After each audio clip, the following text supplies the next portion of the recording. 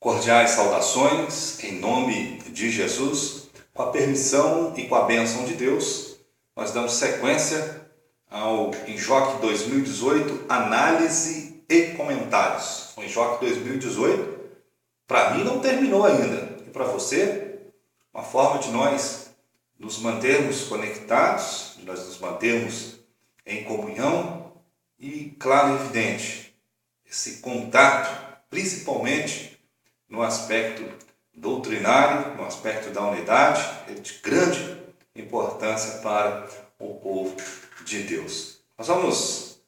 Eu havia prometido falar na parte 3, uma análise sobre a infraestrutura, sobre a logística, a pontualidade, instalações, mas eu vou pular para a parte 4, posteriormente eu voltarei nessa parte 3. A parte 4 eu considero ser muito, mas muito importante e tem precedência, inclusive, na parte 3 por um motivo muito simples. Fala de doutrina.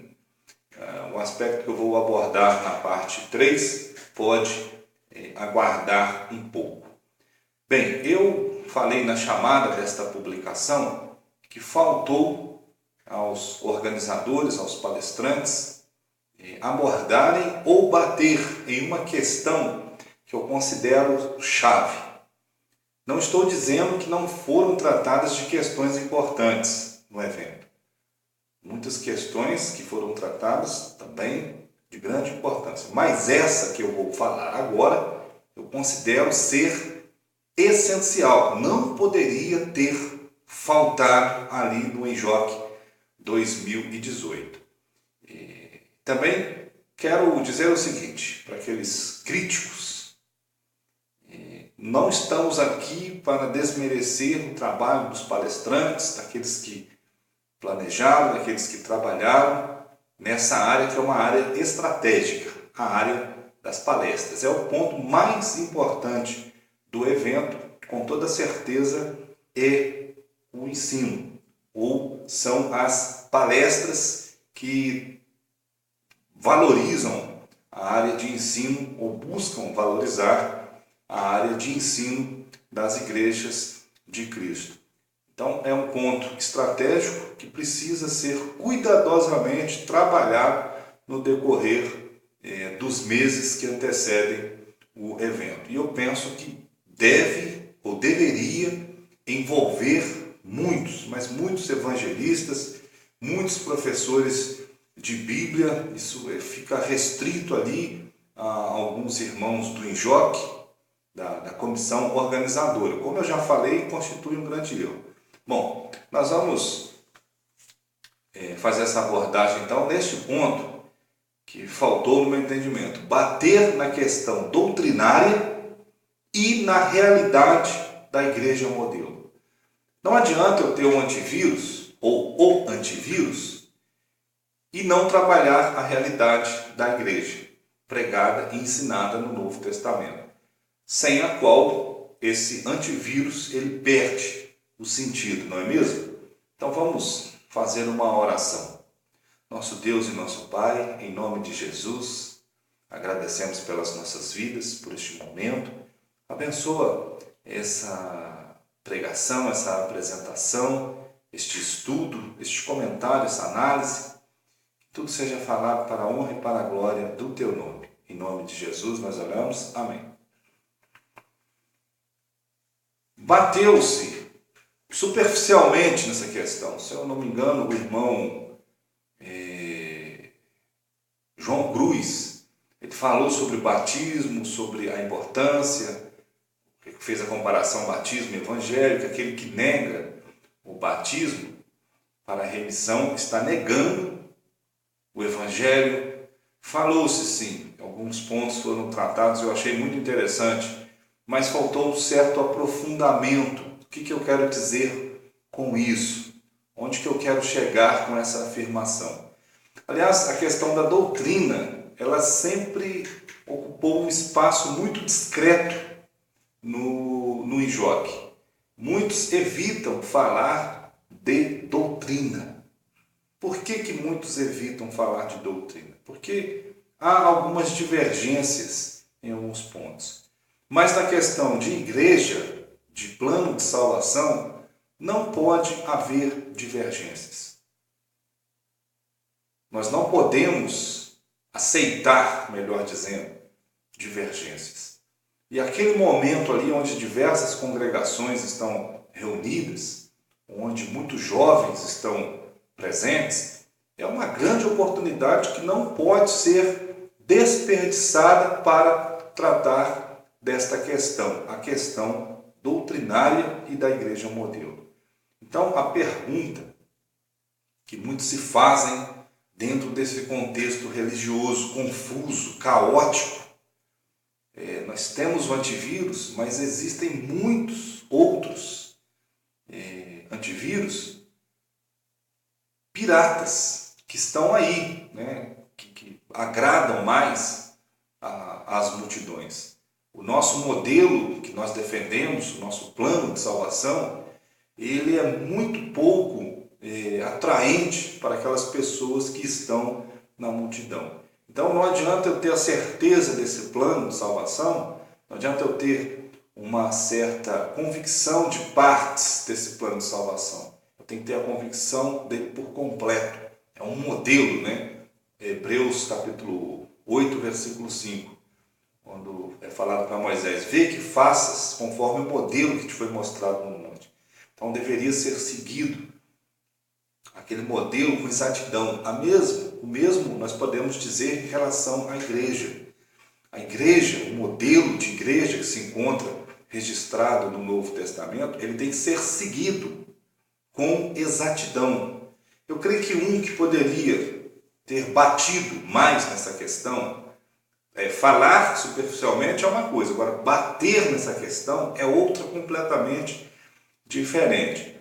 Um dos que poderia ser usado ali diante de todos para falar dessa parte seria o presbítero Baltazar da Igreja de Cristo em Olímpio de Melo. Ele falou sobre o navegador padrão, que é Jesus, falou sobre ser padrão, o discípulo se tornar padrão. Mas e a igreja? Existe uma igreja modelo, existe uma igreja padrão. Então, ele poderia muito bem, o estilo dele seria muito interessante na ministração de uma palestra, de um tema abordando essa questão de igreja. Muitos jovens, é comum aos jovens terem dúvidas. Eles têm dúvidas sobre a igreja verdadeira.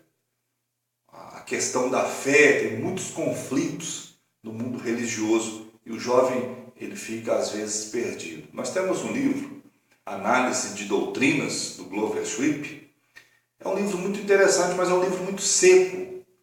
Hoje nós estamos numa realidade dinâmica, onde há debatedores, onde professores e pregadores de denominações, de outros grupos religiosos, estão pregando, estão aí ministrando seus ensinamentos na internet. Então, o contato desses jovens com esses teólogos, ele é muito comum. Então, hoje nós observamos a fala de teólogos importantíssimos dentro do contexto religioso, falando sobre a não necessidade do batismo para a salvação, falando que não há uma forma ou um modelo de batismo que pode ser por aspersão ou por imersão, e que o batismo ele não é essencial para a salvação. Ou seja, precisamos ensinar os nossos jovens. Não adianta ficar só ensinando ali versículos.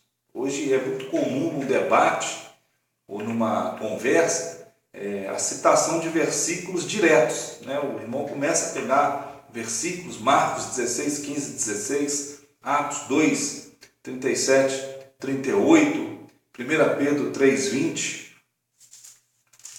Atos 22, 16, e começa a mencionar aqueles versículos, mas sem saber de fato o contexto da necessidade do batismo. Por que ser batizado? Por que é importante ser batizado? pode ser salvo, pode haver salvação sem a pessoa ser batizada? Houve até, só para nós sermos mais claros aqui, 2 batismos lá no Injoque, 2. Eu já dei essa sugestão de fazer um tanque batismal ali perto da capela, ou próximo ao refeitório, a qualquer hora do dia ou da noite, principalmente da noite, que é muito arriscado ir à lagoa, ao riacho, melhor dizendo, na parte noturna, é muito arriscado mesmo. Está um pregador ali na frente falando sobre o Evangelho e de repente alguém que nos visita sente a necessidade de ser batizado. E aí? Nós observamos isso lá. Eu estava lá e eu observei quando dos irmãos falou: não é um caso assim tão. Claro que é urgente. A partir do momento que a pessoa aceitou a pregação do Evangelho, compreendeu a pregação do Evangelho, ela está totalmente preparada para ser batizada e deve ser batizada. Então, se tivesse um tanque batismal ali, ou uma área de batismo, ela imediatamente seria levada ali ao batismo. Então, uma forma de nós mostrarmos a importância do ato do batismo dentro do plano de salvação. Prega-se muito essa ideia hoje, alguns querendo até ajudar a Deus, começam a ensinar o seguinte: não, nós temos que fazer ali um estudo mais detalhado com aquele candidato ao batismo, nós temos que fazer algumas lições para ele, passar algumas lições para ele, aí depois sim ele vai estar preparado para o batismo. Perfeccionismo. A Bíblia ensina que a única exigência para a pessoa ser batizada é conhecer e entender a significação do Evangelho. Marcos 16, 15 e 16. E de por todo mundo e pregai o Evangelho a toda criatura. Aquele que crer e for batizado será salvo. Então, nós sabemos que o mundo religioso está confuso, nós sabemos que muitas pessoas estão com certas dúvidas, mas o que ela precisa saber para ser batizado, o que é urgente para ser batizado, é conhecer e entender o Evangelho. A profundidade da mensagem ela vai adquirindo com o passar do tempo. Mas a essência do Evangelho, em uma pregação, a pessoa pode entender de forma tranquila. Estamos num caso, não vou nem mencionar Atos 2, 37 a 38, porque ali se trata de judeus. Aquela passagem fala de judeus que já conheciam as Escrituras, que tinham um certo entendimento das Escrituras e que já entendiam o contexto, né? Tinha uma noção maior do contexto de surgimento do Messias. Então não vou nem mencionar, não vou nem fazer a aplicação de Atos 2, 37 ao 38, que alguns podem contra-argumentar dessa forma. Vou fazer a aplicação de Atos capítulo 8, a partir do versículo 26, Filipe e o eunuco. A conversão do eunuco, a partir do versículo 32. Ora, a passagem das Escrituras que estava lendo era essa: foi levado como ovelha ao matadouro, e como um cordeiro mudo perante o seu tosqueador, assim ele não abre a sua boca. Na sua humilhação lhe negaram justiça. Quem lhe poderá descrever a geração? Porque da terra a sua vida é tirada. Então o eunuco disse a Filipe: Peço-te que me expliques a quem se refere o profeta. Fala de si mesmo ou de algum outro? Então Filipe explicou, e começando por esta passagem da Escritura, anunciou a Jesus. Seguindo eles caminho fora, chegando a certo lugar onde havia água, disse o eunuco: Eis aqui água, que impede que seja batizado. Para ele ter perguntado sobre o batismo, é porque Filipe falou para ele da importância do batismo e ele não perdeu tempo. Eis aqui água. Ainda bem que ele não falou: eis aqui um córrego, um riacho, um rio. Senão muitos iam falar que o batismo só vale se ocorrer num desses lugares? Precisa-se de água, apenas isso. Água, quantidade suficiente para que a pessoa seja imersa. Então, é lícito. Se crês de todo o coração, e respondendo a ele disse, creio que Jesus Cristo é o Filho de Deus. Essa passagem está entre colchetes, mas dentro do contexto neotestamentário ela é válida. Então mandou parar o carro, ambos desceram à água e Filipe batizou o eunuco. Quando saíram da água, o Espírito do Senhor arrebatou a Filipe, não o vendo mais o eunuco, e este foi seguindo o seu caminho, cheio de júbilo. Então, ali foi naquela hora, naquele momento. Ah, não, eunuco, você tem que pensar mais um pouco, você tem que refletir mais um pouco sobre essa sua decisão, você tem que fazer mais algumas lições bíblicas para você ser batizado. Não, somente o Evangelho. Uma outra passagem também que é muito interessante nesse sentido que eu estou falando, é Atos capítulo 8, versículo 12. Diz assim, quando, porém, deram crédito a Filipe que os evangelizava, a respeito do reino de Deus e do nome de Jesus Cristo, iam sendo batizados, assim homens como mulheres. Então o batismo ele acontecia de forma imediata, a partir do momento que eles acreditavam naquela mensagem. Então, seria um grande momento ali, se tivesse um tanque batismal, já dei essa sugestão, como eu disse anteriormente, e reforço essa sugestão. Vamos cumprir aqui essa doutrina, vamos cumprir de fato. Porque se nós falamos que o batismo é importante e essencial para a salvação, a gente deve praticá-lo de fato a partir do momento que a pessoa ela demonstra ali aquele quebrantamento e demonstra a compreensão sobre a mensagem do Evangelho. Então, falou-se do plano de salvação.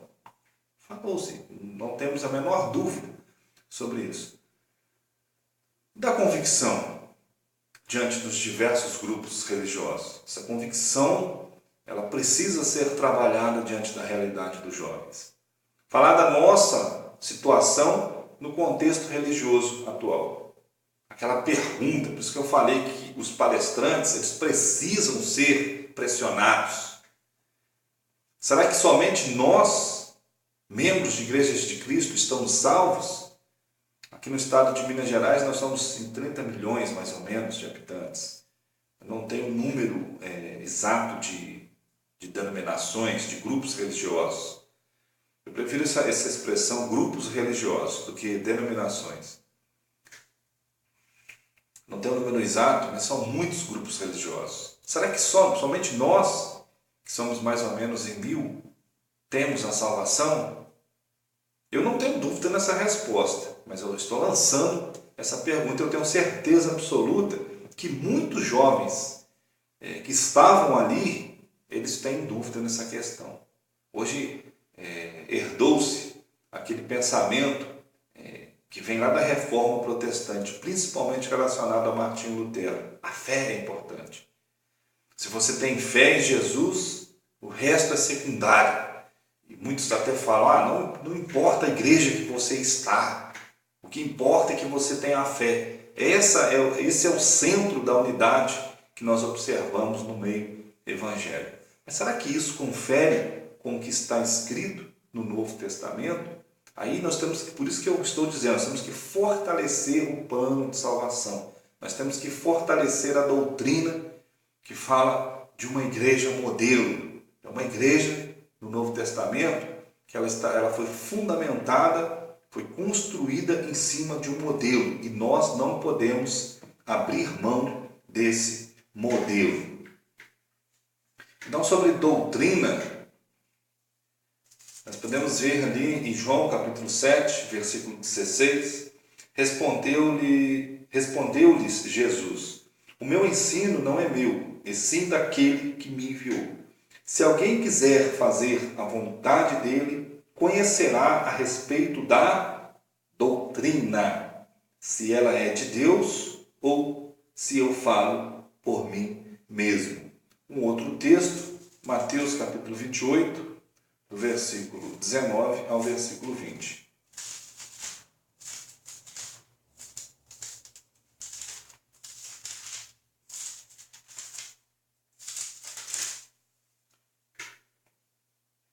Vamos pegar a partir do versículo 18. Jesus, aproximando-se, falou-lhes, dizendo: toda a autoridade me foi dada no céu e na terra.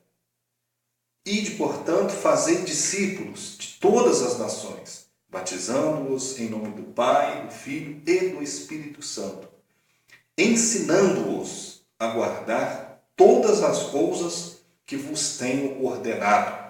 E eis que estou convosco todos os dias até a consumação do século. 2 Timóteo, capítulo 4, versículo 1 ao versículo 2.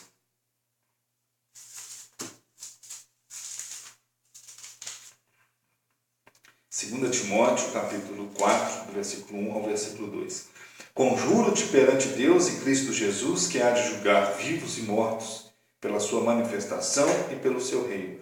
Prega a palavra, insta, quer seja oportuno, quer não, corrige, repreende, exorta com toda a longanimidade e doutrina. Tem que deixar claro para os jovens, o modelo de igreja é este aqui. Essa igreja segue essa doutrina e, consequentemente, vai ter uma estrutura firme, que não pode ser alterada. E nós somos membros dessa igreja. 2 João, versículo 9.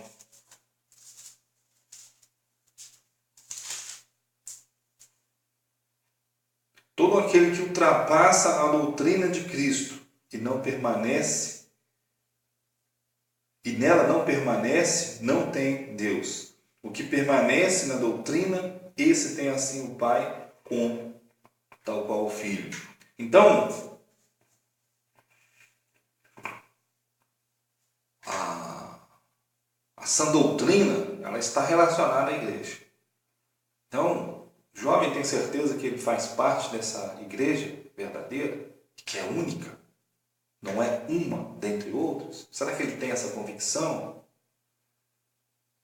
Será que ele sabe defender essa fé quando ele está nesse cenário religioso confuso? A maioria eu tenho observado, infelizmente, inclusive de muitos líderes, eles não têm ali convicção quando nós fazemos essa pergunta.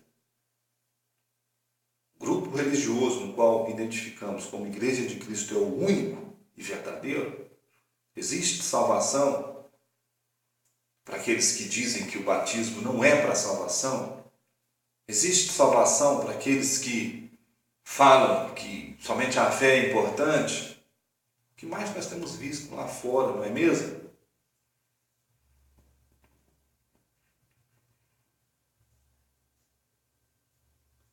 Para nós finalizarmos, eu faço esse apelo.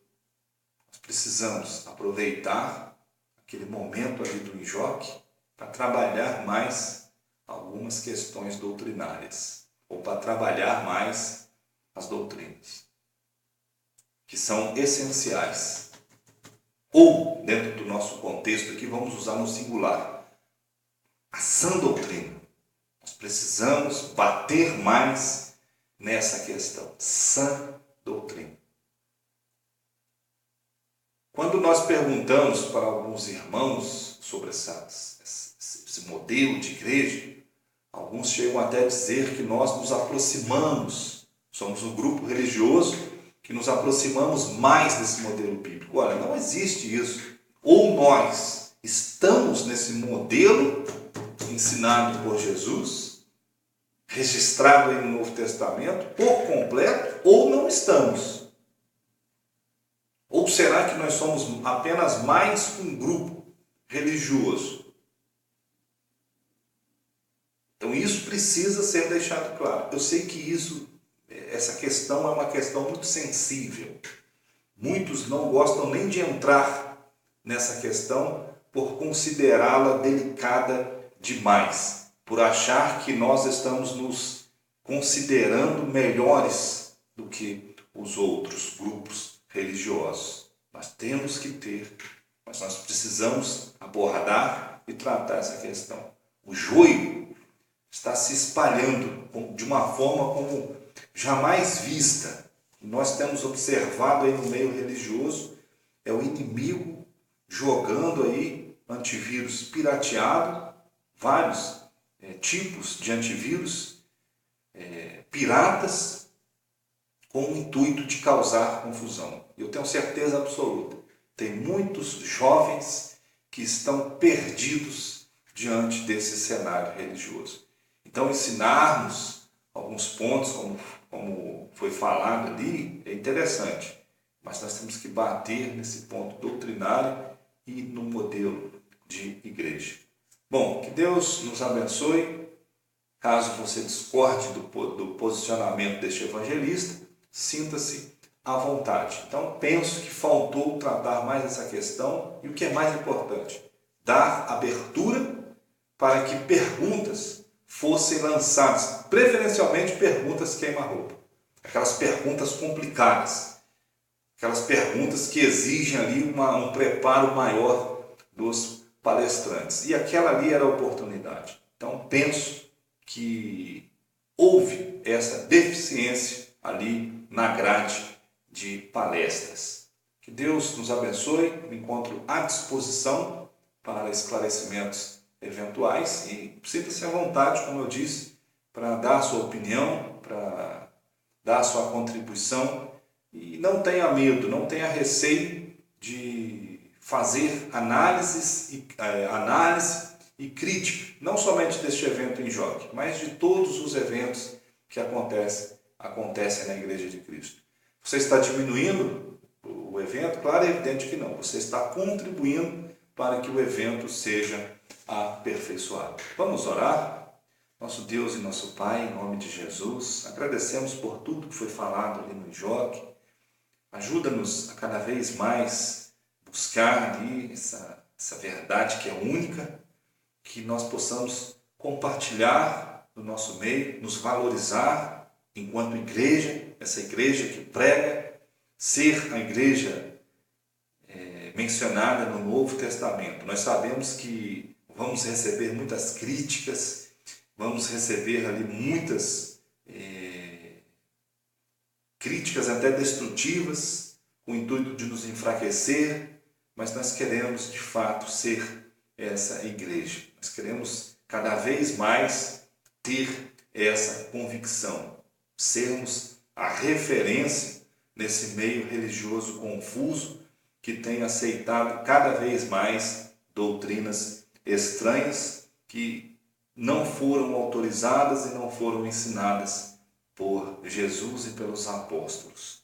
Obrigado, meu Deus, e nos ajuda para que de fato sejamos essa igreja. Em nome de Jesus, nós oramos. Amém. Muito obrigado pela atenção e até a próxima. Fiquem com Deus.